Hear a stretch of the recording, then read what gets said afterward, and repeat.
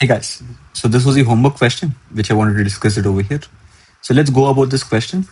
So in this question, you need to calculate what's the force experienced by a semicircular wire which has a charge Q, and this semicircular wire has a radius capital R as well. And through the center of the semicircular wire, we have a line of charge with linear charge density lambda, which is passing through its center and is perpendicular to the plane of the wire, right? So I've drawn this diagram in this way in this question. So we have a semicircular wire of charge Q of radius capital R, and we have an infinite linear charge, right? So I've slightly shifted this perspective of this diagram. Here, your infinite linear charge, I've imagined that to be passing through the center, and your infinite linear charge is going out of the plane of this paper, right? So here in the diagram, you can only see it as a dot, but this is basically your infinite linear wire, which is perpendicular to the plane of the paper and going both outwards as well as inwards, right? We are supposed to calculate what force will this infinite linear charge exert on this semicircular wire, right? Okay, so hopefully you guys are able to imagine the diagram for this question. Now let's go about the logic for this question as well. So you're able to imagine that this linear charge wire will exert a force on this ring right now, right? And how do we rephrase this question? We know we can't use Coulomb's law over here because they are not point charges. So using Coulomb's law directly at least is out of the question. So how do we go about calculating this? So in all of these questions, I hope you have noticed an important point. That is, now we need to calculate the force acting on the semicircular wire. So who is exerting a force on the semicircular wire? So rather than saying that the force acting on the semicircular wire is due to the infinite linear charge, we'll say that the force on the semicircular wire is due to the electric field of the infinite line charge. This semicircular ring is located in the field of this infinite line charge, and the field of this infinite line charge will exert a force on the semicircular wire, right? So that's the idea with which we are proceeding ahead with in this question. What will be a field due to this infinite line charge is also something which we need to imagine, right? So again, going with the same diagram which I've drawn over here, that is, I'll be imagining this infinite line charge to be perpendicular to the plane of the screen. So it's going both inwards as well as outwards.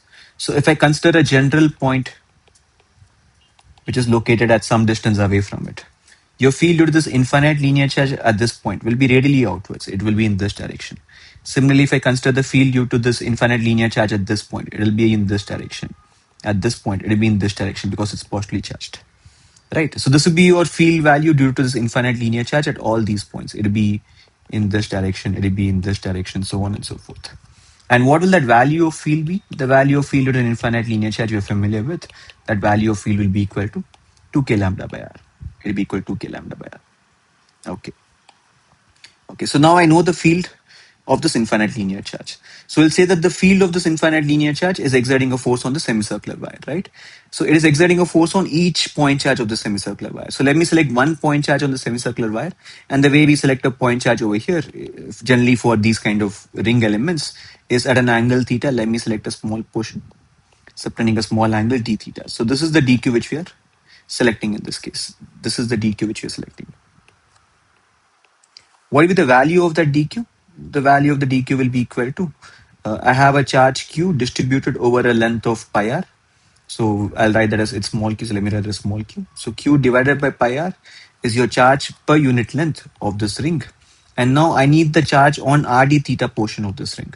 That is the length of this small arc. So dq value will be equal to q by pi r into rd theta, which will be equal to nothing but q by pi into d theta.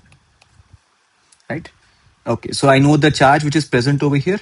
I also know the electric field which is present over here. So from this, we can now calculate what dF will be equal to. dF is now my notation for force acting on a small charge on that ring.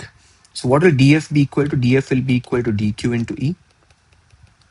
So that will be equal to q by pi into d theta into electric field value is nothing but 2k lambda by r.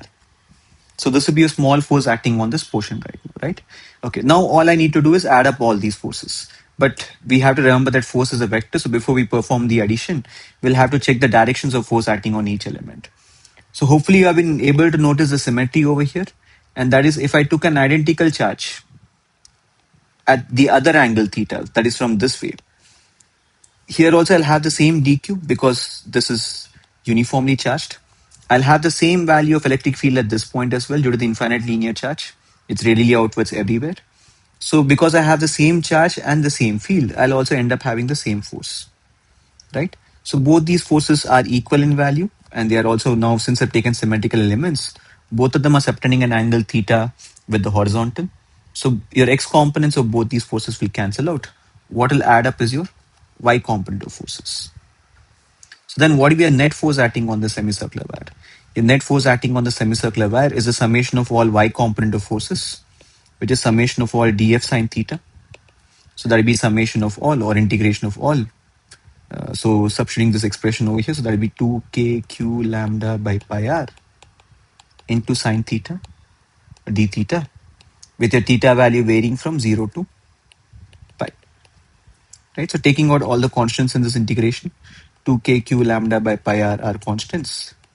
Integral sine theta d theta is nothing but minus cos theta. Your limits are from 0 to pi.